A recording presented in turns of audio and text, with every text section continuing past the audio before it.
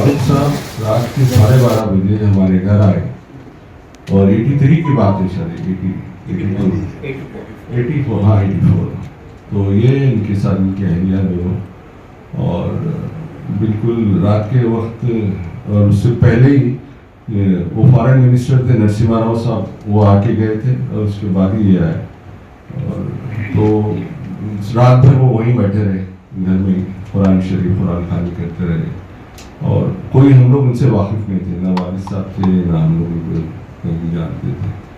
फिर ये all India medical institute में वो जो उनके लेके जाने की जो रस्मात थी, वो जब ये उनके साथ ही उसी गाड़ी में उस डेड बॉडी के साथ ही फारूक साहब उसमें सवार हो गए और वो वहाँ पर सारा जब तक उनकी पैकिंग ना हुई, सब चीज़ ना हुई, तो एयरपोर्ट तक वो साथ आए।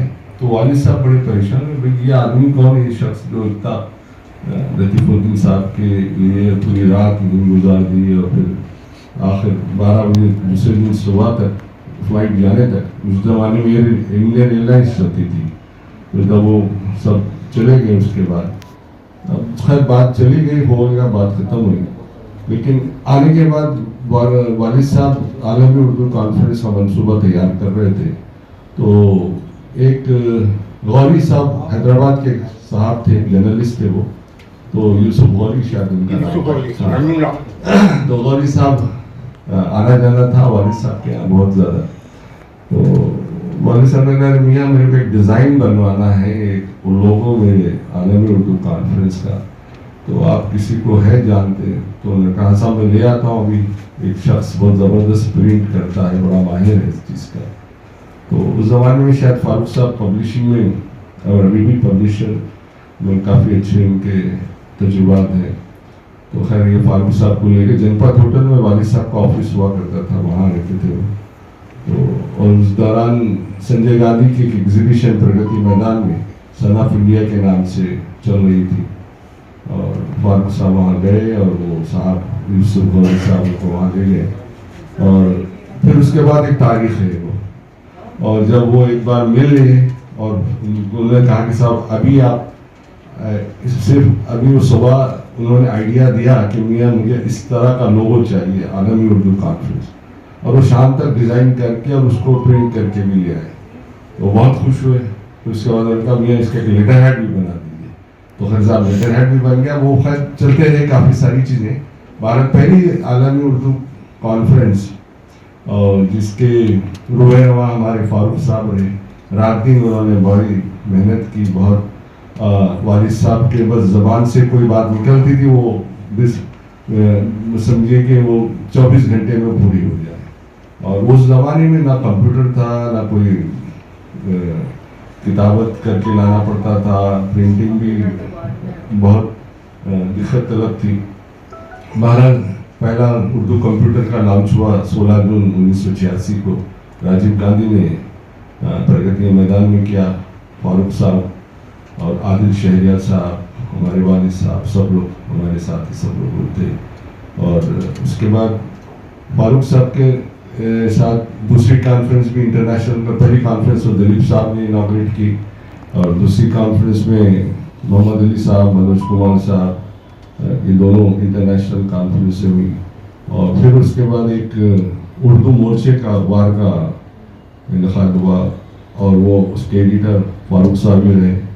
और वो उसका एक नया कॉन्सेप्ट फारूक साहब ने ईजाद किया था।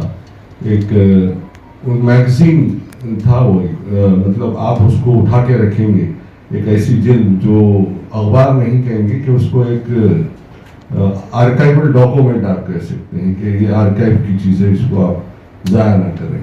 तो कभी वो गालिब नंबर निकाला, कभी हज़रत मोहानी नंबर निकला, कभी इकबाल पे निकले, तो काफ़ी चलते रहा है। उसके बाद वालिद साहब ने कहा मियाँ मुझे कुछ एक सीरत पे कॉन्फ्रेंस करनी है। शायद ये पाकिस्तान गए हुए थे फारूक साहब और हमारे वालिद साहब, और रास्ते में प्लेन में शायद इनसे बातचीत हुई और उन्होंने कहा सीरत पे कॉन्फ्रेंस करनी है फारूक साहब। तो बोले साहब कर लेंगे।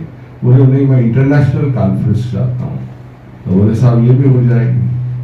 तो सब आ गए और बात रह गई और ये भी भूल गए फारूक साहब।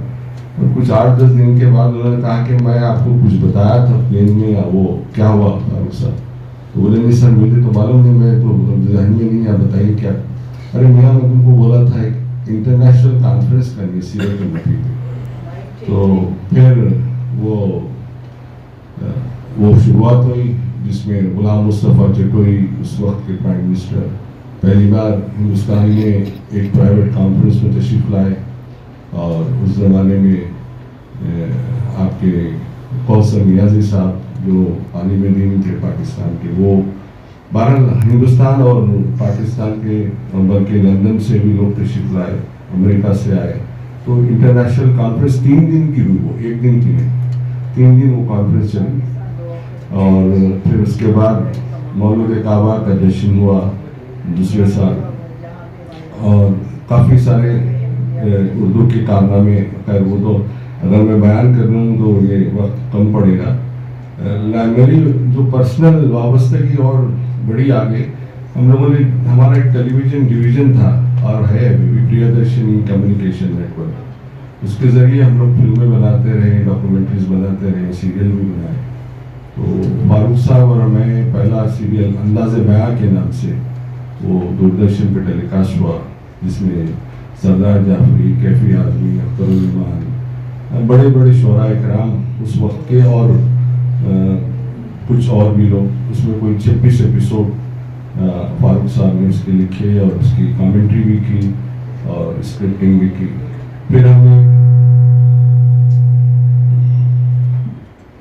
نے ایک سیریز بنائی جواہر کشمیر، جو کشمیر کے جو لوگ جنہوں نے کشمیر سے باہر آ کر ملک کے ترقی کے لیے جو خدمات انجام دیے ہیں ان کے اوپر ایک سیریز بنی. اس میں بھی فاروق صاحب کا بہت بڑا اس میں کارنامہ ہے.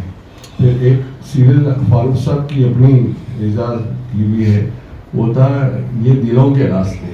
تو میں نے کہا بھائی یہ کیا ہے؟ تو انہوں نے کہا صاحب ہندو جو شعراء ہیں جنہوں نے حضور صلی اللہ علیہ وسلم کی شان میں جو منقبتیں، نعت شریف اور حضرت علی کی شان میں منقبتیں جو لکھی ہیں، اور وہ پیش کریں گے. اور جو مسلم شعراء نے جو بھگوان رام کرشن کے بارے میں لکھا ہے، تو یہ کانٹراسٹ رہے گا. اور بہت جب ہم دوردرشن میں پریزنٹیشن کے لیے گئے تو وہاں کی جب اس وقت کے ڈائریکٹر جنرل تھے، انہوں نے کہا صاحب یہ تو ہم واغہ بارڈر پہ دکھانے لائے تھے یہ سیریل آپ کا.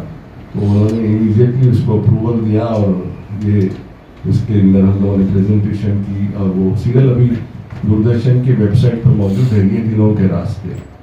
اور پھر ڈاکومنٹریز بھی آپ نے لکھی. مولانا آزاد پہ ڈاکومنٹری ہے نقش آزاد، جو فاروق صاحب نے لکھی ہوئی ہے کارنامے اور حیات پر. اور ایک فخر وطن فخر الدین علی احمد کے بایوگرافی ہے، وہ بھی فاروق صاحب نے اسی کے اسکرپٹنگ اور ساری ڈاکومنٹری کی. اور ایک صحافت کا سنگ میل جو عزیز برمی صاحب ہمارے دوست گروپ ایڈیٹر تھے پہلے، تو راشد سارا ہے. اور کافی سارے سیریل، بہت سارے کارنامے ہیں.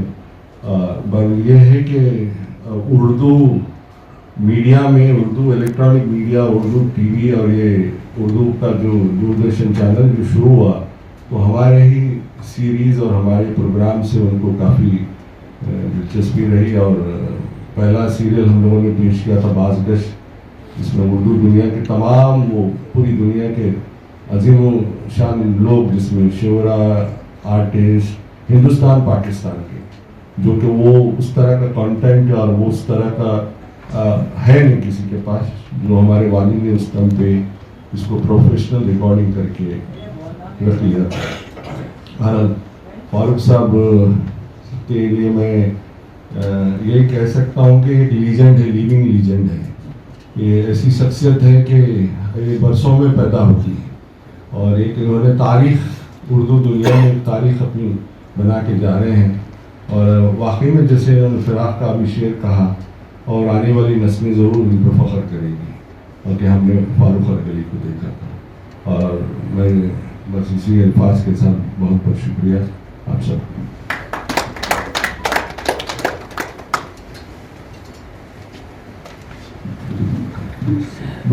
شکریہ کبیر بھائی. آپ کے والد صاحب نے جو خدمات اردو کی ترقی ترویج اور اشاعت کے لیے کی وہ تاریخ کا حصہ ہے، اور انہیں کو خراج عقیدت پیش کرتے ہوئے جناب فاروق ارغلی صاحب نے مجاہد اردو صدیقی کتاب لکھی، اور آپ سے گزارش ہے کہ اس کا ایک بار پھر اس میں ریلاج کیا جائے یہاں پر مجاہد اردو صدیقی.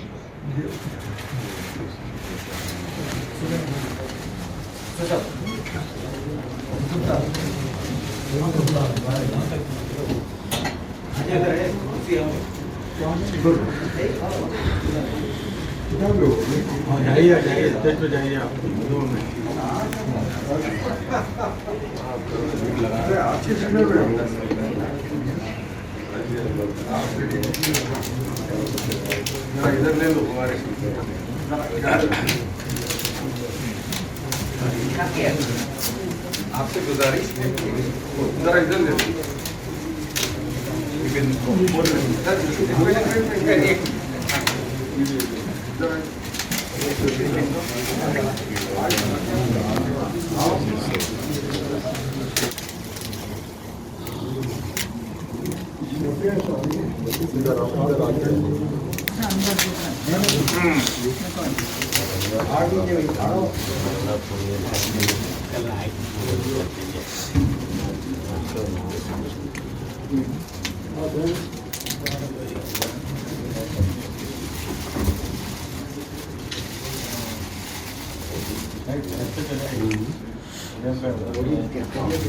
یہ دیکھیں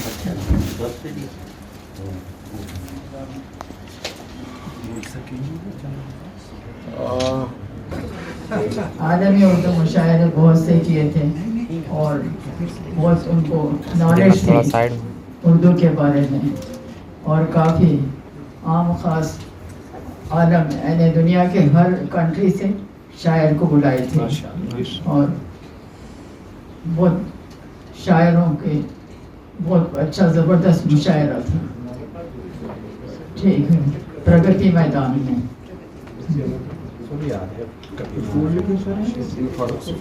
اچھا چل